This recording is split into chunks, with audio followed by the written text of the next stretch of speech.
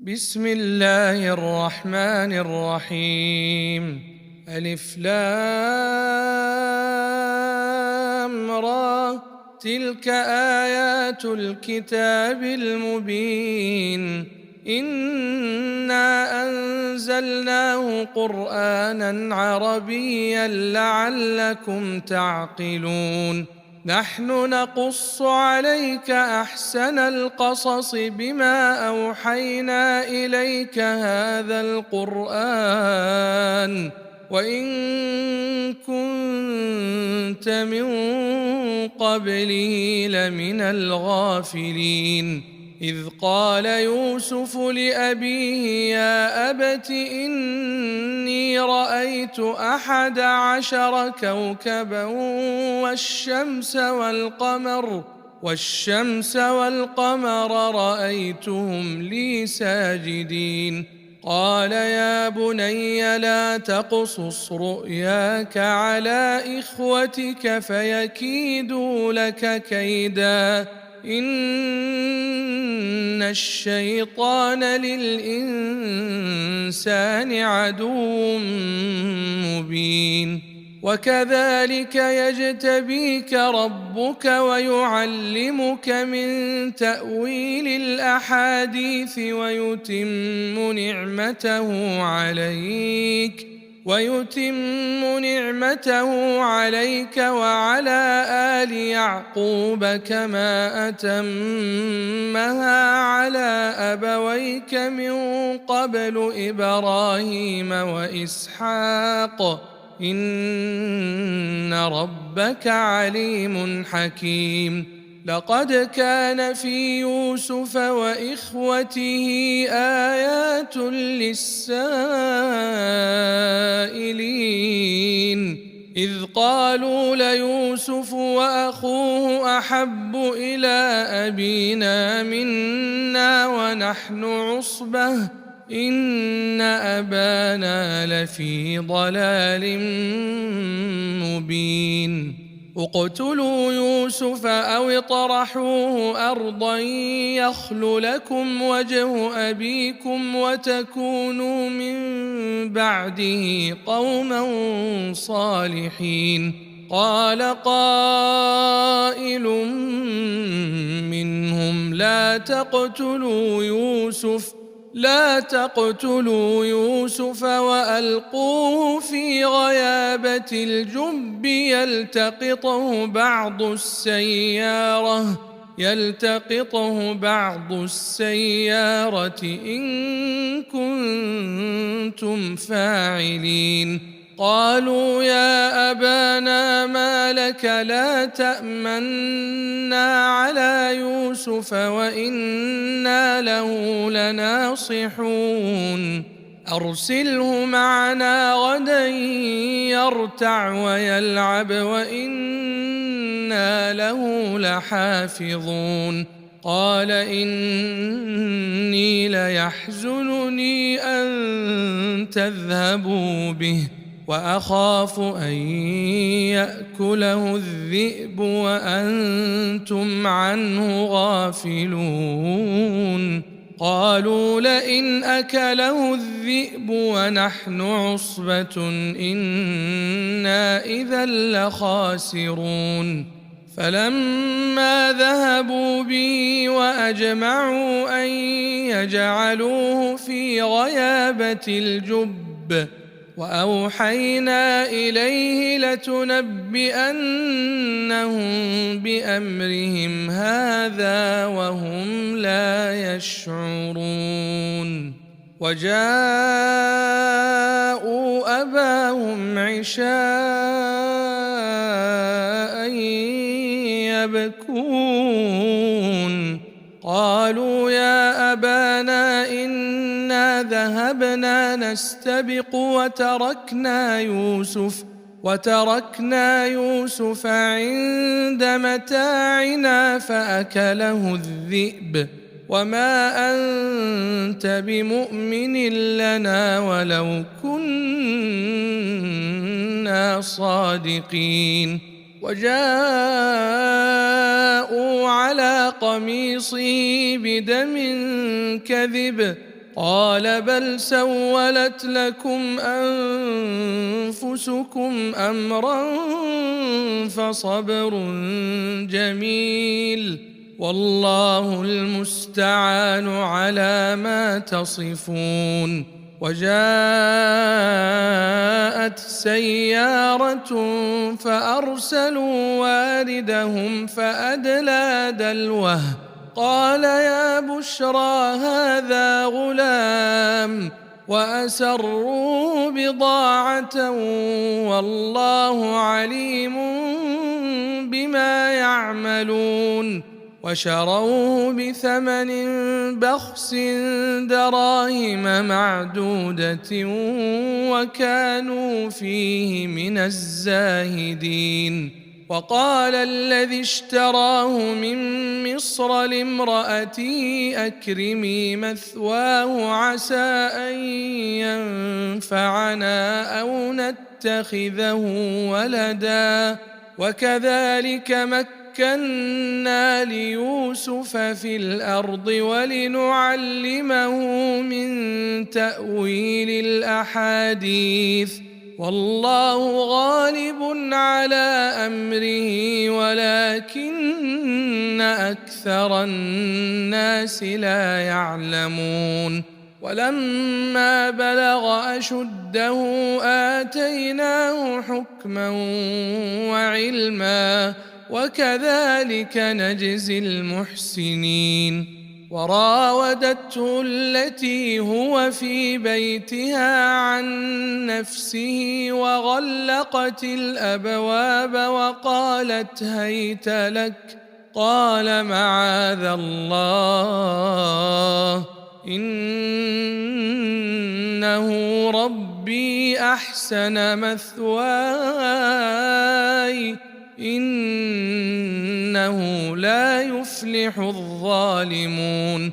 ولقد همت به وهم بها لولا أن رأى برهان ربه كذلك لنصرف عنه السوء والفحشاء إنه من عبادنا المخلصين. واستبق الباب وقدت قميصه من دبر وألف يا سيدها لدى الباب قالت ما جزاء من أراد بأهلك سوءا إلا أن يسجن أو عذاب أليم قال هي راودتني عن نفسي وشهد شاهد من أهلها إن كان قميصه قد من قبل فصدقت وهو من الكاذبين وإن كان قميصه قد من دبر فكذبت وهو من الصادقين. فلما رأى قميصه قد من دبر قال إنه من كيدكن إن كيدكن عظيم.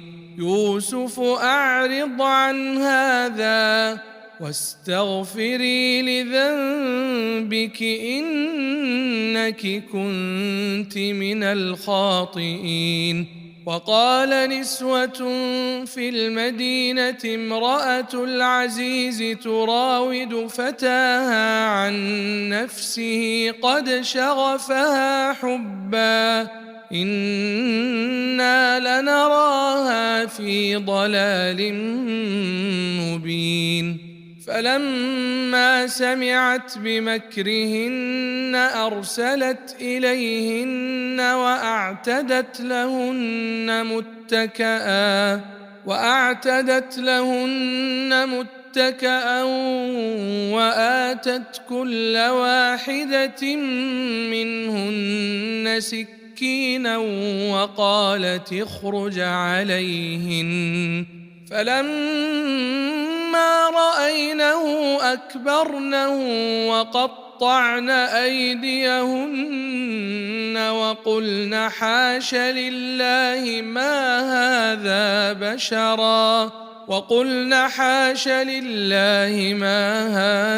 بشرا إن هذا إلا ملك كريم. قالت فذلكن الذي لمتنني فيه ولقد راودته عن نفسه فاستعصم ولئن لم يفعل ما آمره ليسجنن وليكونن من الصاغرين. قال رب السجن أحب إلي مما يدعونني إليه وإلا تصرف عني كيدهن أصب إليهن وأكن من الجاهلين. فاستجاب له ربه فصرف عنه كيدهن إنه هو السميع العليم.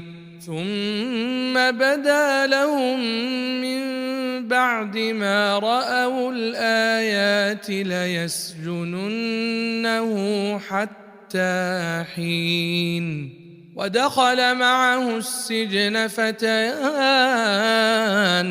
قال أحدهما إني أراني أعصر خمرا وقال الآخر إني أراني أحمل فوق رأسي خبزا تأكل الطير منه نبئنا بتأويله إنا نراك من المحسنين. قال لا يأتيكما طعام ترزقانه إلا نبأتكما بتأويله قبل أن يأتيكما ذلكما مما علمني ربي إني تركت ملة قوم لا يؤمنون بالله وهم بالآخرة هم كافرون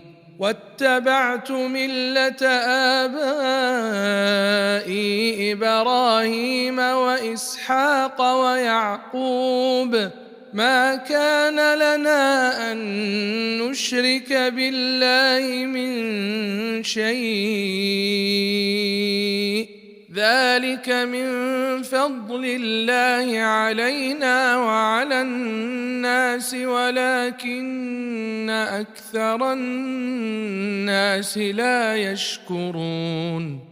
يا صاحبي السجن أأرباب متفرقون خير أم الله الواحد القهار ما تعبدون من دونه إلا أسماء سميتموها أنتم وآباؤكم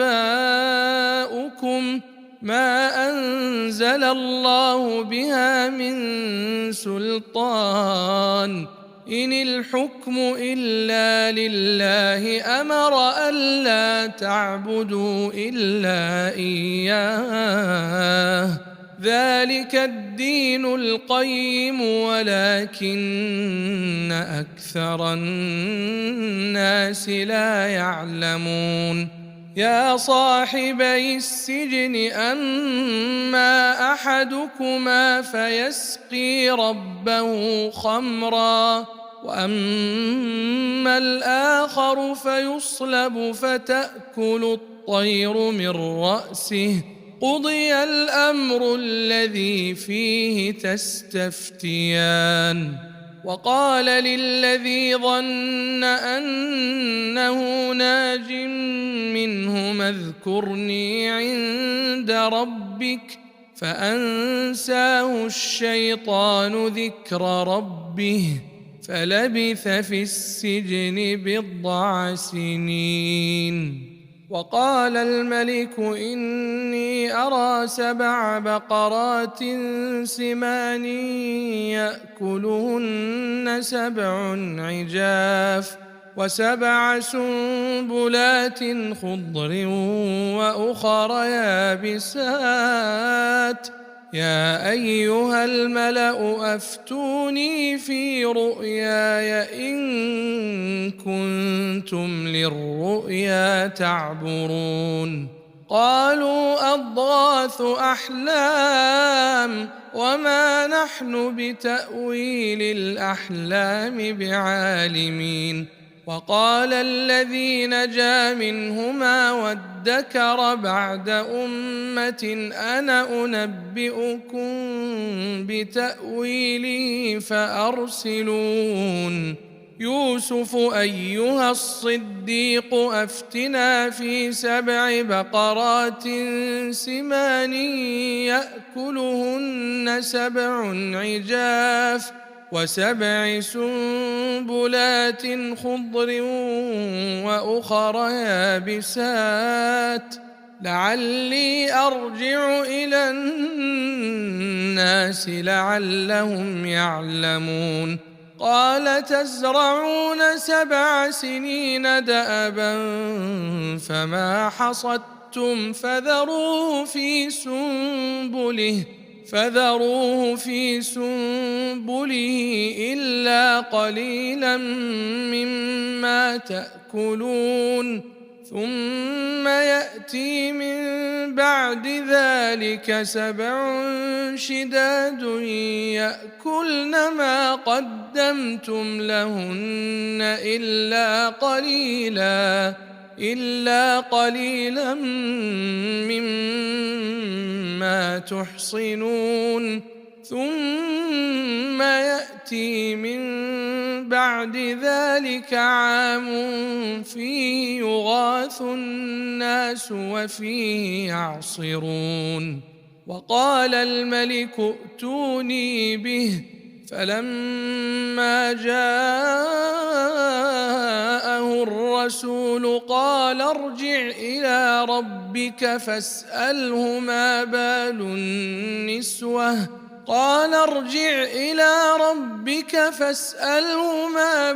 النسوة اللاتي قطعن أيديهن إن ربي بكيدهن عليم قال ما خطبكن إذ راوتن يوسف عن نفسه قلن حاش لله ما علمنا عليه من سوء قالت امرأة العزيز الآن حصحص الحق أنا راودته عن نفسه وإنه لمن الصادقين ذلك ليعلم أني لم أخنه بالغيب وأن الله لا يهدي كيد الخائنين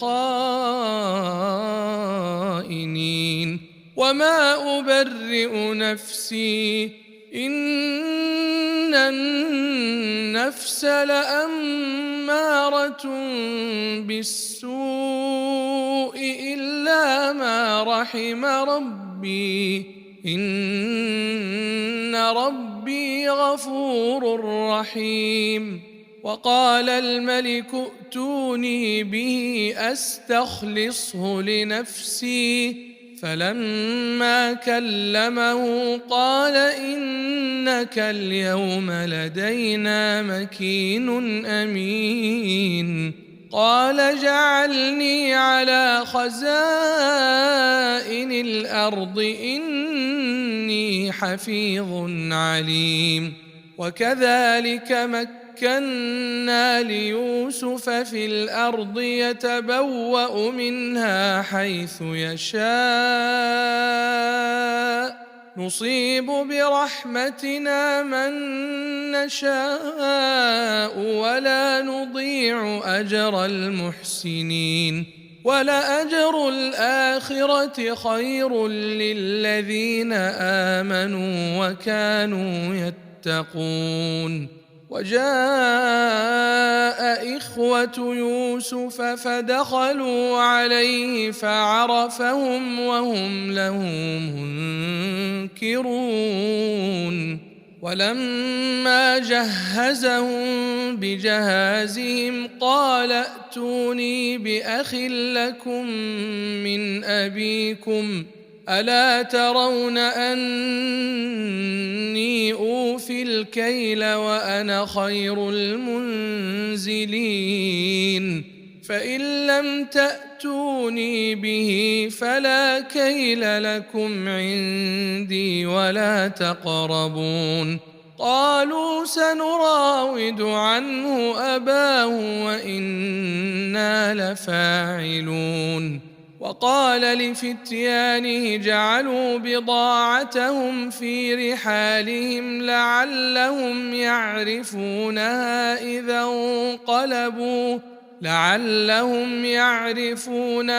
إذا انقلبوا إلى أهلهم لعلهم يرجعون. فلما رجعوا إلى أبيهم قالوا يا أبانا منع منا الكيل فأرسل معنا أخانا نكتل وإنا له لحافظون. قال هل آمنكم عليه إلا كما أمنتكم على أخيه من قبل فالله خير حافظا وهو أرحم الراحمين. ولما فتحوا متاعهم وجدوا بضاعتهم ردت إليهم قالوا يا أبانا ما نبغي هذه بضاعتنا ردت إلينا ونمير أهلنا ونحفظ أخانا ونزداد كيل بعير ذلك كيل يسير.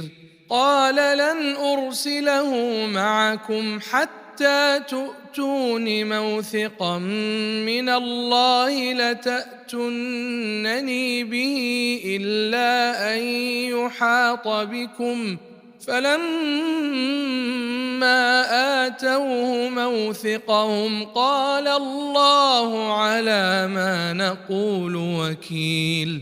وقال يا بني لا تدخلوا من باب واحد وادخلوا من أبواب متفرقة وما أغني عنكم من الله من شيء إن الحكم إلا لله عليه توكلت وعليه فليتوكل المتوكلون. ولما دخلوا من حيث أمرهم أبوهم ما كان يغني عنهم من الله من شيء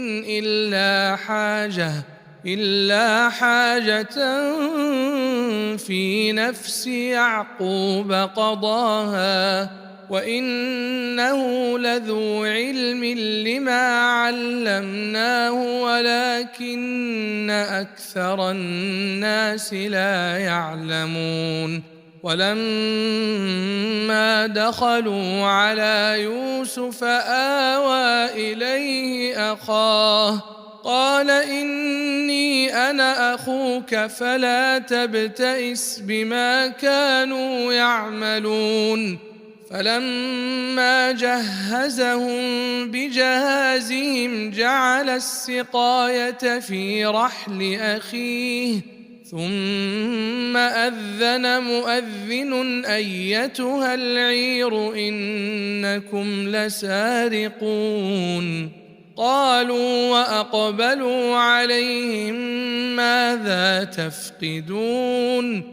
قالوا نفقد صواع الملك ولمن جاء به حمل بعير وأنا به زعيم قالوا تالله لقد علمتم ما جئنا لنفسد في الأرض وما كنا سارقين قالوا فما جزاؤه إن كنتم كاذبين قالوا جزاؤه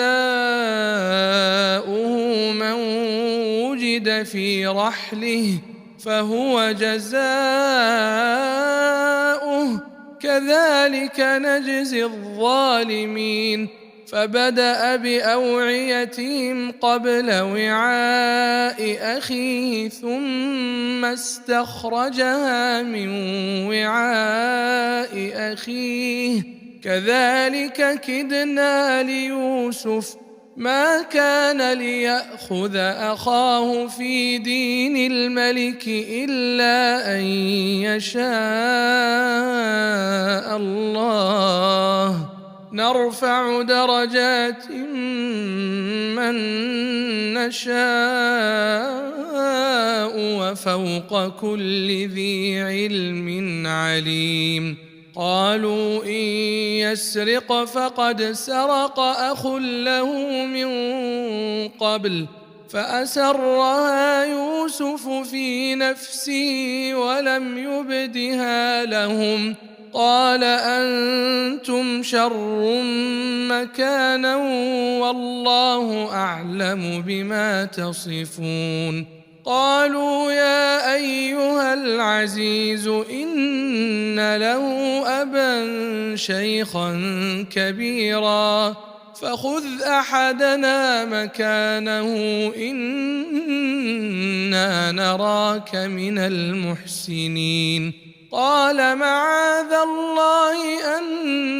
نأخذ إلا من وجدنا متاعنا عنده إنا إذا لظالمون فلما استيئسوا منه خلصوا نجيا قال كبيرهم ألم تعلموا أن أباكم قد أخذ عليكم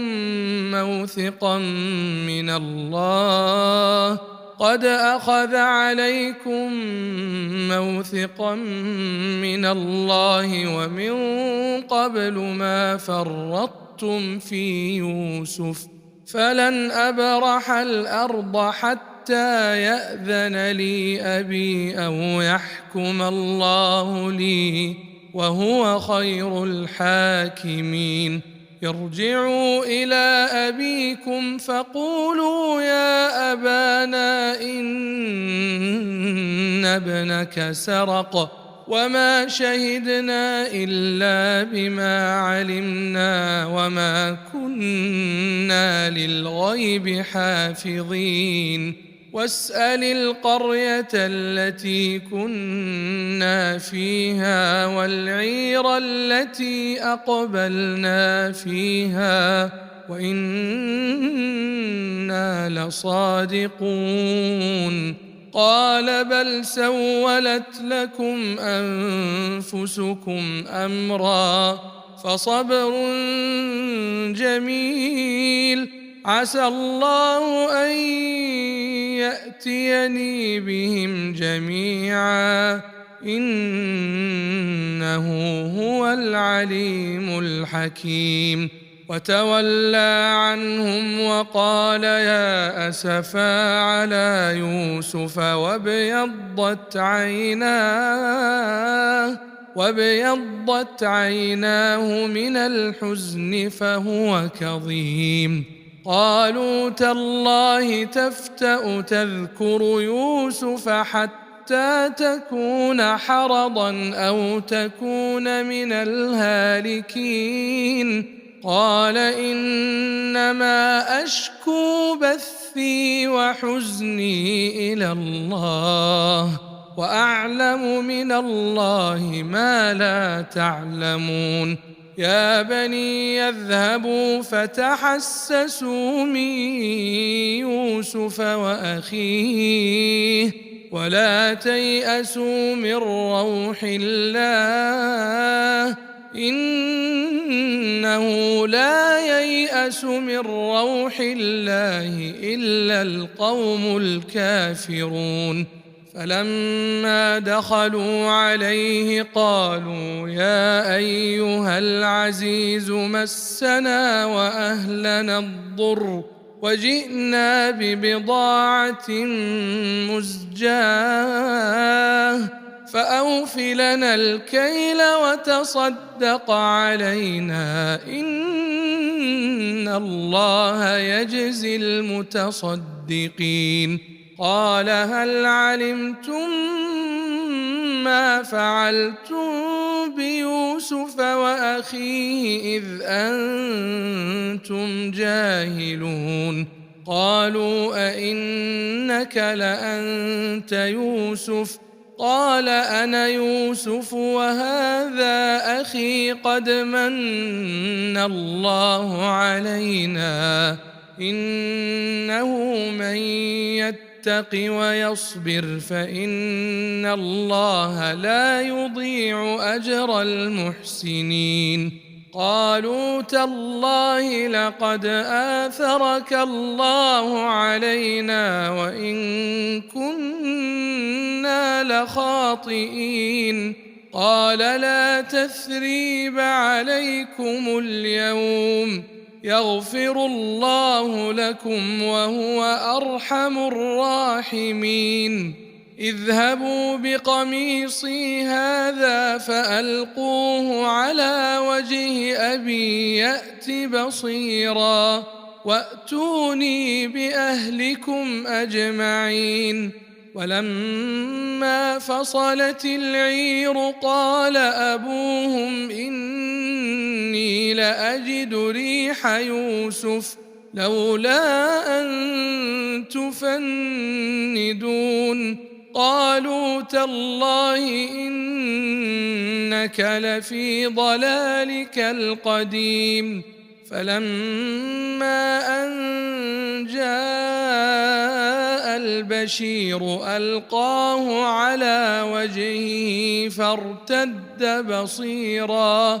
قال ألم أقل لكم إني أعلم من الله ما لا تعلمون قالوا يا أبانا استغفر لنا ذنوبنا إنا كنا خاطئين قال سوف أستغفر لكم ربي إنه هو الغفور الرحيم فلما دخلوا على يوسف آوى إليه أبويه وقال ادخلوا مصر إن شاء الله آمنين ورفع أبويه على العرش وخروا له سجدا وقال يا أبت هذا تأويل رؤياي من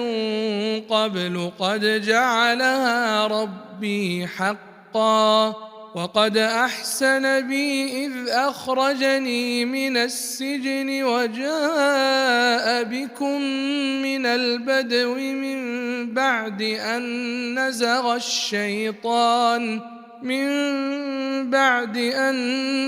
نزغ الشيطان بيني وبين إخوتي إن ربي لطيف لما يشاء إنه هو العليم الحكيم رب قد آتيتني من الملك وعلمتني من تأويل الأحاديث فاطر السماوات والأرض أنت ولي في الدنيا والآخرة توفني مسلما وألحقني بالصالحين ذلك من أنباء الغيب نوحيه إليك وما كنت لديهم إذ أجمعوا أمرهم وهم يمكرون وما أكثر الناس ولو حرصت بمؤمنين وما تسألهم عليه من أجر إن هو إلا ذكر للعالمين وكأين من آية في السماوات والأرض يمرون عليها وهم عنها معرضون وما يؤمن أكثرهم بالله إلا وهم مشركون أفأمنوا أن تأتيهم غاشية من عذاب الله أو تأتيهم الساعة بغتة وهم لا يشعرون قل هذه سبيلي أدعو إلى الله على بصيرة أنا ومن اتبعني وسبحان الله وما أنا من المشركين وما أرسلنا من قبلك إلا رجالا نوحي إليهم من أهل القرى أفلم يسيروا في الأرض فينظروا كيف كان عاقبة الذين من قبلهم ولدار الآخرة خير للذين اتقوا أفلا تعقلون حتى إذا استيأس الرسل وظنوا أنهم قد كذبوا جاءهم نصرنا فنجي من نشاء